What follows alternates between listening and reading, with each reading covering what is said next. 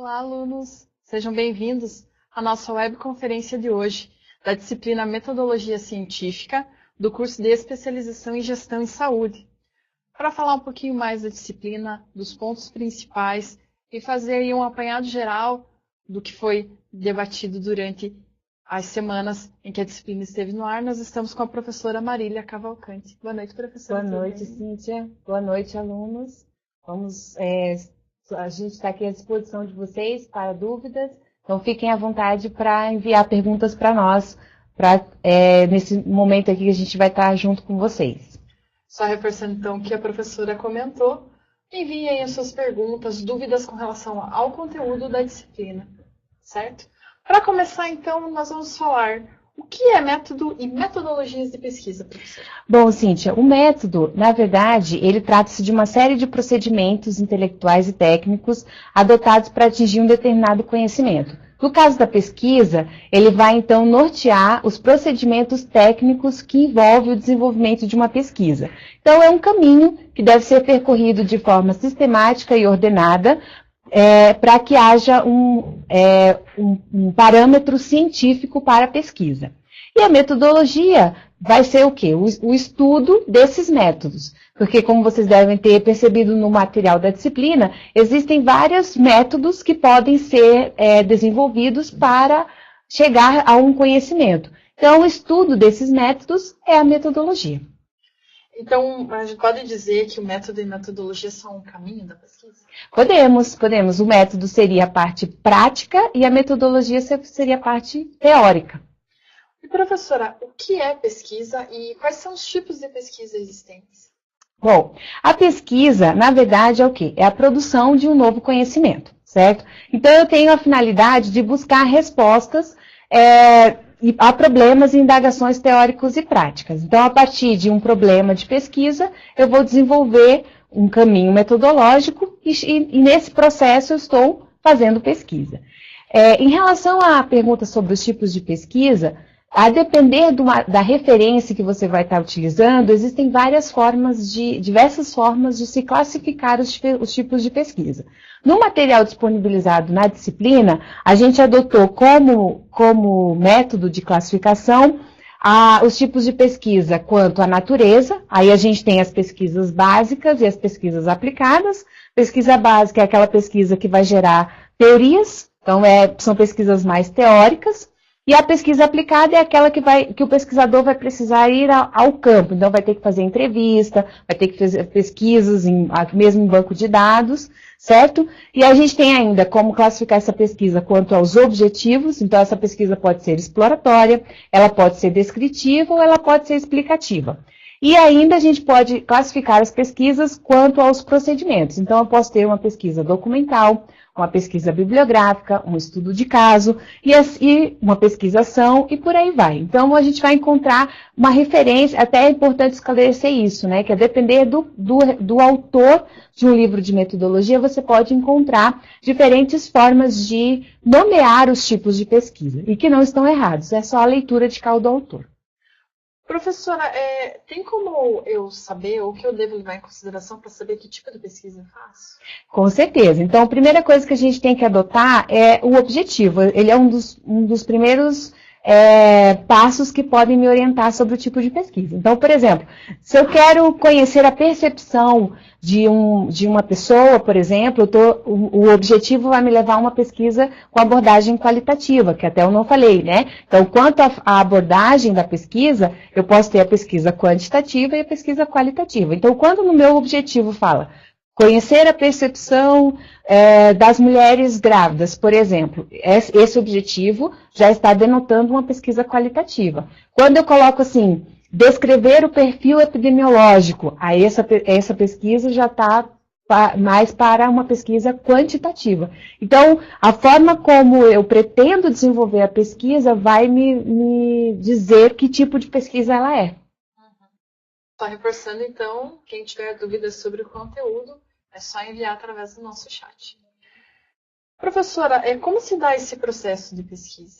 Bom, então a pesquisa científica, ela percorre um caminho que é constituído por 3 momentos. Então, eu tenho o planejamento, onde eu vou elaborar o projeto de pesquisa, que foi a ênfase que a gente tentou dar na disciplina. A execução, então, é a operação da pesquisa, a realização da coleta de dados, da análise, enfim, e a comunicação dos resultados, que vai ser o quê? Vai ser a divulgação desses resultados em forma de artigo, em periódicos científicos, ou ainda em forma de resumos em eventos científicos. Então, esse processo de pesquisa, ele percorre esses 3 caminhos, essas 3 etapas. O planejamento, a execução e a comunicação dos resultados. E que é importante colocar que o planejamento, ele não é essas etapas, perdão, não são etapas estanques, elas são dinâmicas. Então, o tempo todo eu estou retomando o planejamento, eu estou executando, eu posso estar comunicando, fazendo divulgação dos resultados parciais da minha pesquisa, né? Então, é um processo que ele é recorrente e dinâmico.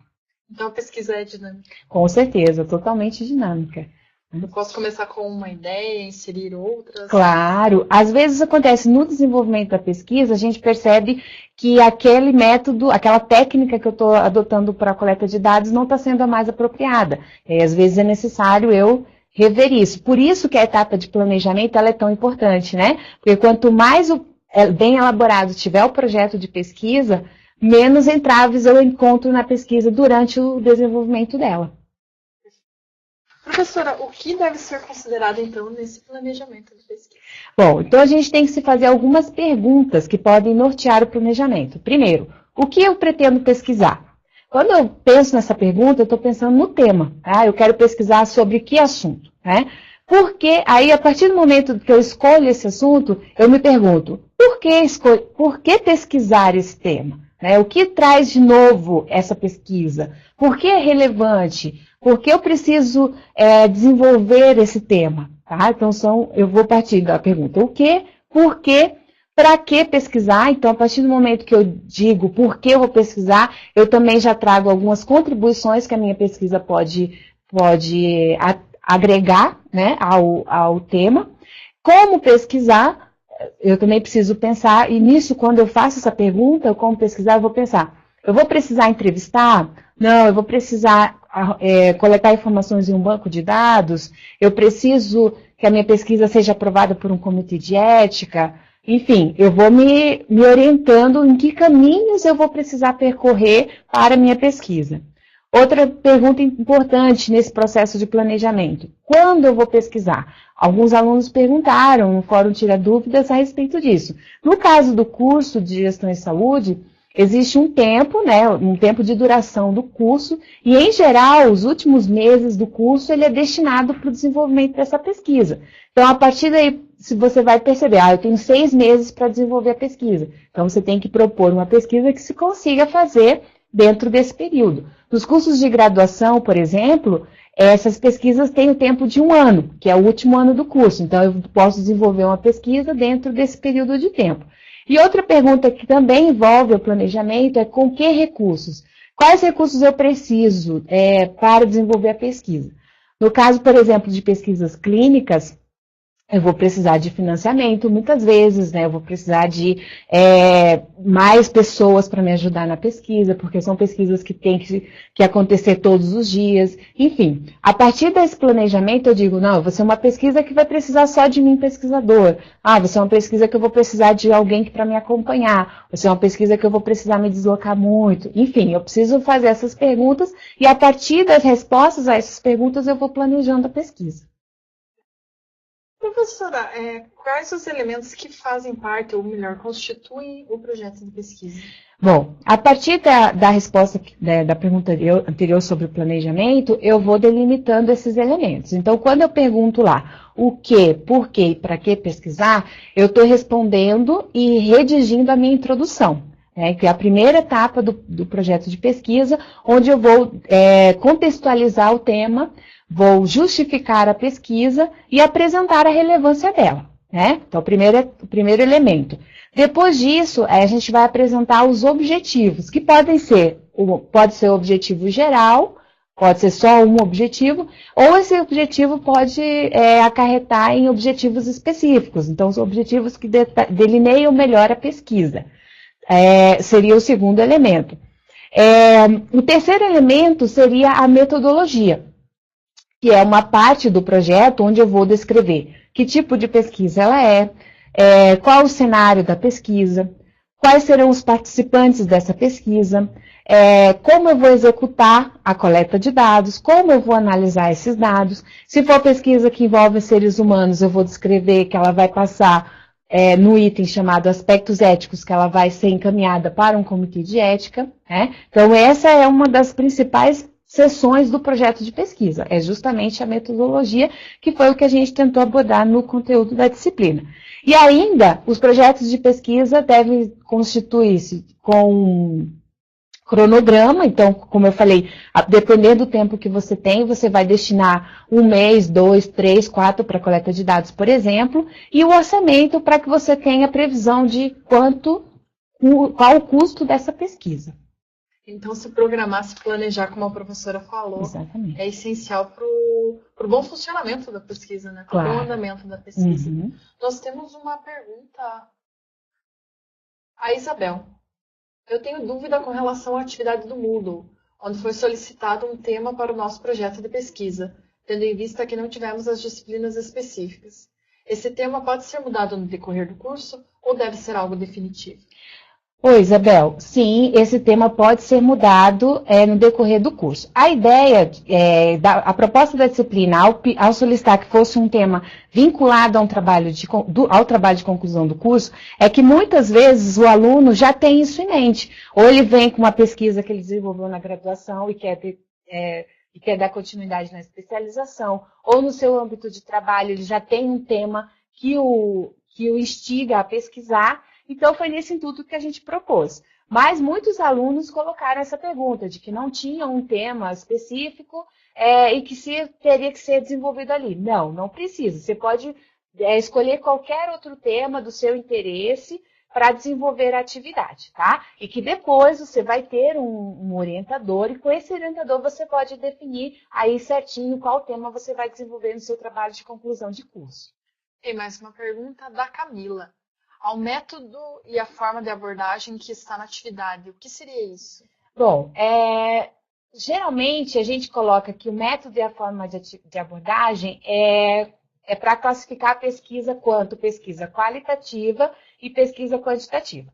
Na atividade, o que se propôs? Que vocês buscassem 2 artigos sobre o mesmo tema e que um artigo tivesse como método e forma de abordagem a pesquisa qualitativa, e outro artigo que utilizasse como método e forma de abordagem a pesquisa quantitativa. Então, vocês tinham lá o item A, que era para definir isso, se você estava falando naquele momento da pesquisa qualitativa ou da pesquisa quantitativa, e em seguida tinha o item tipos de pesquisa. O que você deveria colocar ali? Se é uma pesquisa exploratória, se é descritiva, se é uma pesquisa bibliográfica, se é documental, se é um estudo de caso, né? Então, você iria acrescentar outras informações a respeito dessa pesquisa. Em geral, os artigos trazem assim: trata-se de uma pesquisa exploratória com abordagem qualitativa, ou trata-se de uma pesquisa descritiva com abordagem quantitativa. Então, no item A, método e forma, você define: isso é uma pesquisa quantitativa. E no item B, tipos de pesquisa, você vai dizer: essa pesquisa é exploratória. Certo? Temos mais alguma pergunta? Professora, então, continuando, como que eu elaboro um problema de pesquisa e qual a importância desse problema de definir, né, de elaborar? Bom, respondendo primeiro a questão da importância, né, o problema de pesquisa é o que vai orientar todo o projeto. A partir dele eu vou definir que objetivo eu pretendo, como eu vou desenvolver essa pesquisa, né, que tipo de pesquisa ela vai ser. Em geral, o problema é elaborado em forma de pergunta, né? Por exemplo, qual é o perfil de mulheres com câncer de mama no município de Guarapuava, por exemplo, né? Então, o problema ele envolve uma pergunta e a resposta, o caminho que eu percorro para responder essa pergunta é o método da pesquisa, certo? Então, por isso que ele é tão importante. Então, ele tem que ser em forma de pergunta, de forma claro, preciso e objetivo. Por exemplo, o ideal é que eu delimite o máximo possível esse problema. Então, quando eu falei lá, qual é o perfil das mulheres com câncer de mama no município de Guarapuava? O ideal é que eu delimite ainda mais. Por exemplo, qual é o perfil de mulheres na faixa etária de 20 a 35 anos, por exemplo, se eu quero definir alguma coisa mais específica, com câncer de mama que realizaram mastectomia. Né? Então, quanto mais delimitado essa pergunta, melhor vai ser para mim delimitar que método escolher para desenvolver a pesquisa. Né? Então, é importante também que essa pergunta tenha uma solução viável. Por exemplo, eu não posso perguntar sobre algo que eu não vou conseguir ter uma população para pesquisar. Agora não me ocorre nenhum exemplo, mas de repente eu quero pesquisar sobre malária, indivíduos que tiveram malária, por exemplo. Na nossa região, a gente não tem esses casos. Então, eu não vou conseguir realizar essa pesquisa. Eu consigo, de repente, por meio de banco de dados ou viajando a uma região endêmica. Mas aqui em Guarapuava, por exemplo, a gente não vai conseguir desenvolver uma entrevista sobre com pacientes, com pessoas que tiveram, por exemplo. Né? Então, eu tenho que pensar que essa pergunta, ela precisa ter uma solução que eu consigo alcançar. Né? Em geral, essa pergunta, a gente se pergunta, tá, mas de onde vem esse problema de pesquisa? Ele pode vir de dois caminhos. De uma revisão de literatura, né? Então eu leio sobre um tema, por exemplo, sobre câncer de mama, e aí a partir da leitura me surge uma pergunta que na leitura dos materiais a respeito desse tema eu não consegui encontrar. Pode surgir dessa forma. Ou pode ser do meu cotidiano. Alguns alunos me procuraram falando sobre o ambiente de trabalho e perguntas, né, problemas que eles identificaram ali. Essa é a mais recomendada forma de formular um problema, a partir do seu ambiente de trabalho, porque aí são perguntas que estão no seu cotidiano, então que estimula mais a pesquisa. Então, só lembrando, não esqueçam de enviar suas dúvidas. O pessoal que está nos polos, assistindo nos polos, também pode enviar aí suas questões. Professora, tem uma questão bem importante da gente comentar, que é com relação ao plágio. Né? O que a gente considera plágio e o que acarreta quando eu pratico, digamos assim, o plágio? Bom, então, o plágio, ela é uma das chamadas más condutas na pesquisa. E essas más condutas nada mais são do que violações de normas éticas da ciência, e uma das formas mais comuns, além do plágio, é o fraude, então, onde eu falsifico ou fabrico dados, então não fiz a pesquisa e mesmo assim fabrico esses dados, né? E a questão do plágio, que é quando você utiliza o texto de um autor sem citá-lo, né? E essa é uma das formas mais comuns no nosso cotidiano, na nossa área de pesquisa, né? E o que então é considerado plágio? A reprodução integral de um texto sem autorização do autor.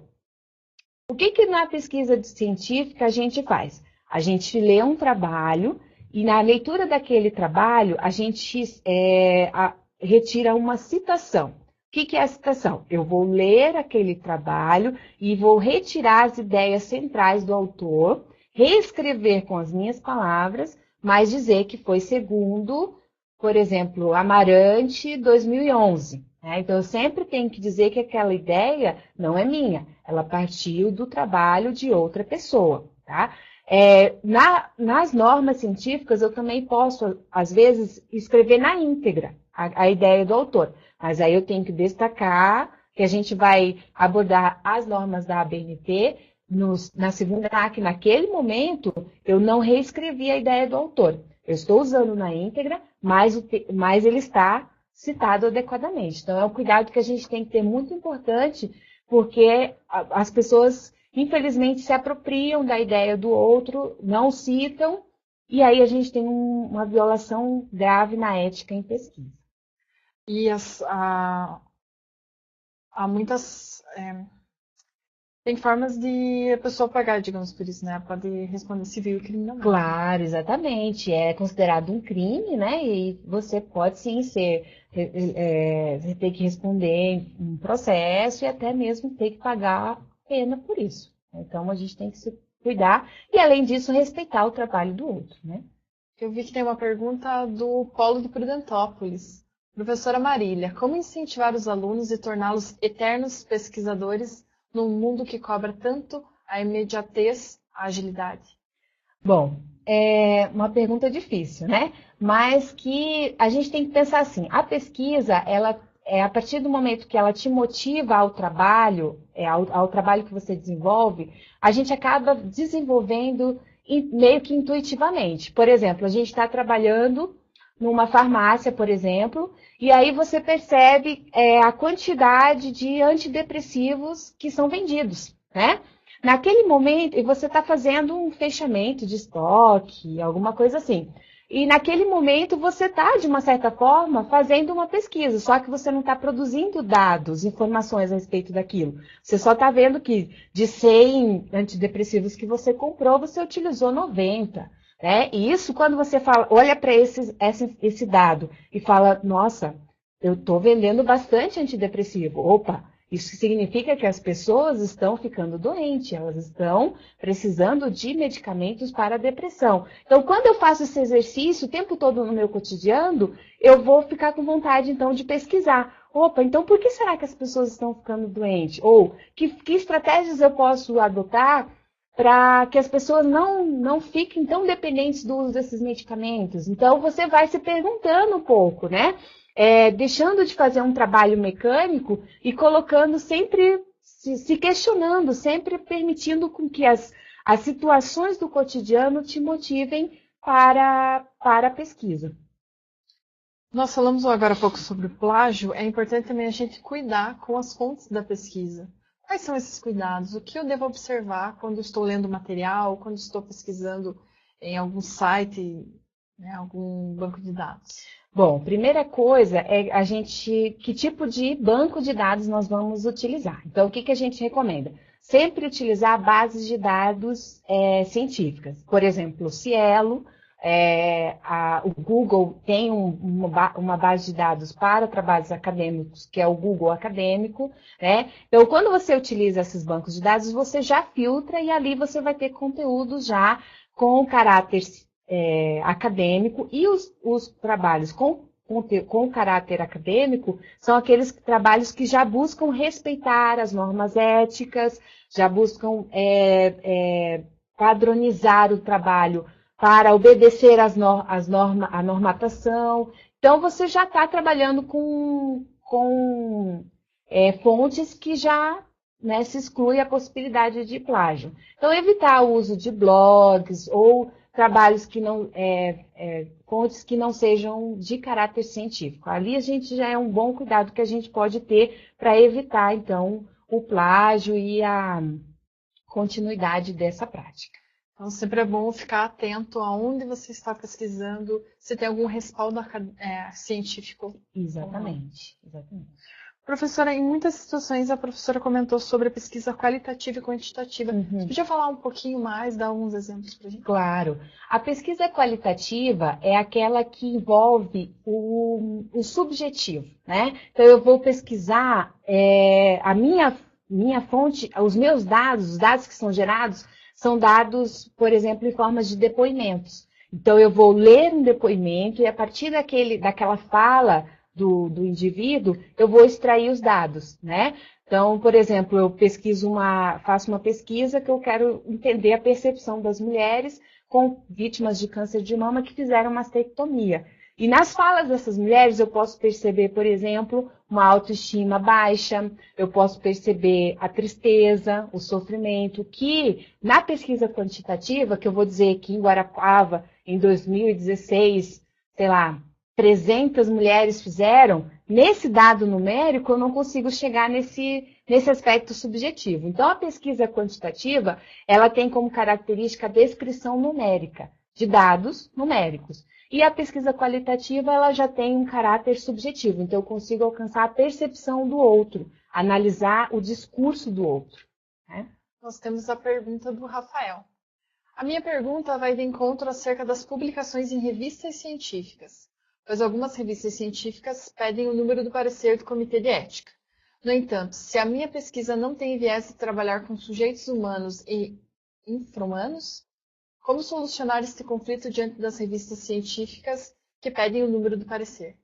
Bom, Rafael, se a sua pesquisa não envolver os seres humanos, você vai dizer, né, na carta ao editor ou em um espaço em que a revista te pedir isso, que essa pesquisa não envolveu os seres humanos, como uma pesquisa documental, por exemplo, que dispensou o termo de consentimento. Ou, às vezes, é uma pesquisa em um banco de dados que você não fez entrevista, né? Você não lidou diretamente com o ser humano. Então, você só vai informar a revista. Então, essa pesquisa, não foi submetida ao Comitê de Ética por não envolver seres humanos. Ou ainda, algumas revistas pedem que você encaminhe para o Comitê de Ética solicitando dispensa do termo de consentimento. Aí você vai informar que você submeteu ao Comitê de Ética solicitando a dispensa. Então, depende muito da pesquisa mesmo. Geralmente, as pesquisas que vão para o Comitê de Ética e aí acabam gerando um número de parecer, são pesquisas que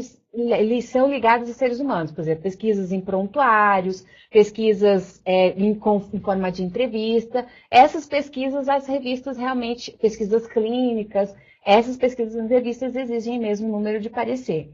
Mas se for uma pesquisa em documentos de domínio público, por exemplo, aí não é necessário passar pelo Comitê de Ética. Então, você vai informar. Essa pesquisa utilizou como fonte de dados um banco de domínio público, por isso não foi encaminhada para o Comitê de Ética.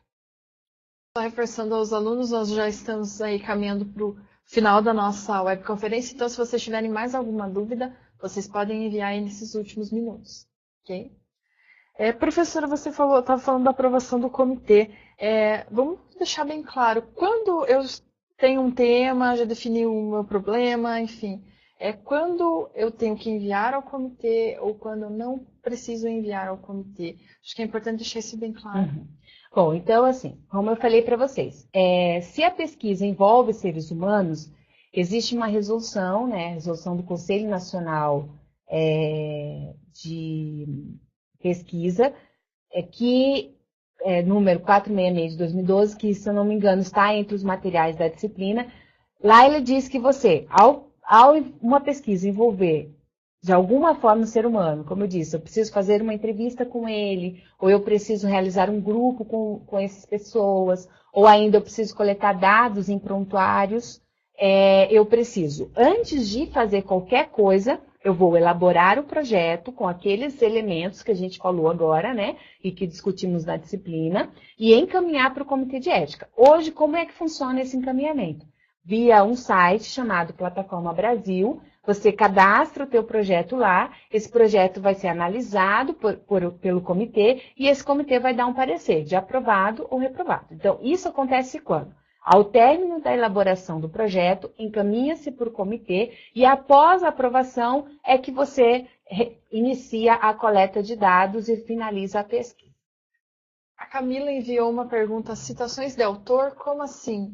Acredito que a Camila esteja se referindo às citações diretas e indiretas. Isso. Na verdade, essa parte de citação vai ser melhor explorada na segunda etapa da disciplina, né? Essa disciplina, ela tem uma carga horária de 60, mas que nesse momento foi trabalhado apenas 30 horas, e no segundo momento será trabalhado as outras 30. Nesse segundo momento será falado mais sobre citação. Mas o que é a citação? Por exemplo, eu falo para vocês que está lá um texto, né, de minha autoria, está escrito lá: plágio é considerado a reprodução integral de um texto. Ponto. Quando eu vou pegar essa fala e incluir no meu trabalho, por exemplo, um trabalho da Cíntia, o que a Cíntia vai fazer? Ela vai escrever assim, ó, segundo Cavalcante, 2017, ao se reproduzir na íntegra um texto, considera-se plágio. Né? Então, eu estou utilizando a fala que eu encontrei no texto, né? A Cíntia está utilizando a fala que ela encontrou no meu texto, no texto dela. Isso é uma citação. É assim que se constrói um texto científico. Mas não se preocupem, esse conteúdo essa parte de citação não vai ser cobrada na prova nesse momento, porque ela vai ser trabalhada e apresentada para vocês com maiores detalhes na segunda etapa da disciplina. Nessa primeira etapa, o importante é eles ficarem atentos aos métodos, às formas de pesquisa, leituras, observar o que pode se tornar um tema de pesquisa, professor? Isso, nessa primeira etapa, o que a gente tentou explorar? Exatamente isso, que eles identificassem o que é um método, o que é uma pesquisa, como eu elaboro um projeto de pesquisa, que elementos se constituem um projeto de pesquisa. Então, foi uma etapa mais conceitual, para que vocês, quando eu falar o que é uma introdução, objetivo, metodologia, que se saiba definir esses termos, tá? E também que se saiba, nesse momento, como elaborar um projeto. No segundo momento da disciplina, na segunda etapa, aí sim vai ser explorado como eu executo a pesquisa. Então, se a gente lembrar uma das perguntas que você me fez, como se dá o processo de pesquisa, eu disse que ele envolve três momentos, O planejamento, a execução e a comunicação. Nessa primeira etapa da disciplina, a gente explorou a etapa de planejamento. Na segunda etapa da disciplina, a gente vai explorar a execução da pesquisa e a comunicação dos resultados. E é aí que a gente vai explorar mais outros conceitos que pode ter ficado como mais superficial nesse momento. Então, a Camila pergunta, como será a prova? Serão cobrados conceitos? Acho que é a dúvida que todo mundo tem, a prova. Com certeza. Como que vai ser, professora? O que eles devem estudar nesse processo? Bom, Camila e demais alunos. Sim, será cobrado conceitos. Quais conceitos? Esses que eu acabei de citar. E que a Cintia acabou de me perguntar também. O que é ciência, o que é método, o que é pesquisa, o que é metodologia, o que é um problema de pesquisa. Esse tipo, que foi o que a gente trabalhou nos conteúdos, nos materiais disponíveis na disciplina. Em relação à prova, terá questões, a grande maioria das questões serão de múltipla escolha e, se eu não me engano, 20% da prova, ou seja, se eu não estou enganado, 2 questões serão discursivas. Então, a maior parte da prova será de múltipla escolha e envolverá esse conteúdo que a gente discutiu aqui nessa webconferência e que foram explorados no conteúdo da disciplina. Alguma outra dúvida que os alunos tenham também com relação à prova, vocês podem estar aí enviando para a professora e também para os tutores. Acho que a gente tem uma última pergunta. Teremos devolutiva dos erros do planejamento do nosso pré-projeto, atividade da unidade 3? Bom, Carla, nesse momento a gente não tem tempo hábil para fazer essa devolutiva, O que a gente pretende? A partir desse exercício, porque a atividade 3, ela é um exercício para que vocês saibam delimitar os elementos de um projeto de pesquisa. Então, por isso que ele nem é chamado de projeto nessa atividade, ele é chamado de pré-projeto. É realmente que vocês saibam delimitar cada elemento e o que vai em cada elemento, considerando o tema escolhido. A gente pode organizar para que na segunda etapa da disciplina, a gente possa iniciar a disciplina com essa devolutiva. Podemos tentar organizar dessa forma, tá? Mas nesse momento, infelizmente, não é possível por não termos tempo hábil para isso. Não sei se temos mais alguma pergunta. Então, nós vamos encerrando por aqui. Lembrando, então, pessoal, com relação à prova, não esqueçam lá de rever os conteúdos, as videoaulas, os livros disponíveis, os artigos. Certo? Vai estar bem facinho. Vai sim. Professora, obrigada. Obrigada a você, Cíntia. Só reforçando, a partir de quinta-feira à tarde, o link dessa webconferência estará disponível. Então, quem quiser rever aí a explicação da professora, rever os conceitos principais, que também é um auxílio para a prova. Nos vemos na próxima. Até lá e bons estudos. Bons estudos.